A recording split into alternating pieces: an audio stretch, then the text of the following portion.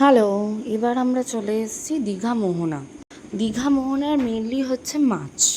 যারা মাছ খেতে ভালোবাসো তারা তো জানোই ওখানে সব থেকে ভালো মাছের বাজার। আমি ততটা মাছ ভালোবাসি না। ইলিশগুলো এত বড় বড় ইলিশ আমি আগে দেখিনি। সামুদ্রিক কাঁকড়াগুলো আমি ভেবেছিলাম যে ওর কালার করা, এত সুন্দর দেখতে। প্রথমে ভাবছিলাম যে শুধু মাছ দেখতে এসেছি, বাট না। পরে যখন ওই যে একটা বীজ মতো করা আছে সেটা থেকে যখন হাঁটছিলাম, এত সুন্দর লাগছিল। আর তখন তো প্রায় ওই 5:30 মতো বাজে যখন আমরা মোহনায় গেছি।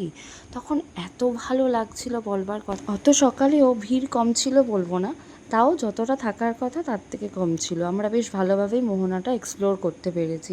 ভাবলাম কিছু রিলস বানিয়ে নিই, তার মধ্যেই চলে এসছে বৃষ্টি। দেখো অলরেডি বৃষ্টির মধ্যেই আমরা ভিজে ভিজে কিছুটা রিলস বানিয়ে নিয়েছি। আমরা সবাই ভীষণ টায়ার্ড, তারপরও কোনো টাইম ওয়েস্ট না করে প্রত্যেকটা জায়গা আমরা এক্সপ্লোর করতে চলে গেছি। বিকজ এই একটা দিনই তো হাতে, বলো, তাও যদি ওই সময়টা চলে যায় তাহলে কি করে হবে।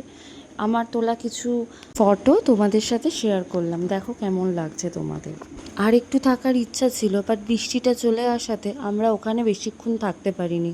আর যেহেতু খিদেও পেয়ে গেছিলো, ব্রেকফাস্টও হয়নি, তাই ওখান থেকে তাড়াতাড়ি আমরা বেরিয়ে ফ্রেশ হয়ে তাড়াতাড়ি ব্রেকফাস্ট করে হোটেলে চলে গেছিলাম।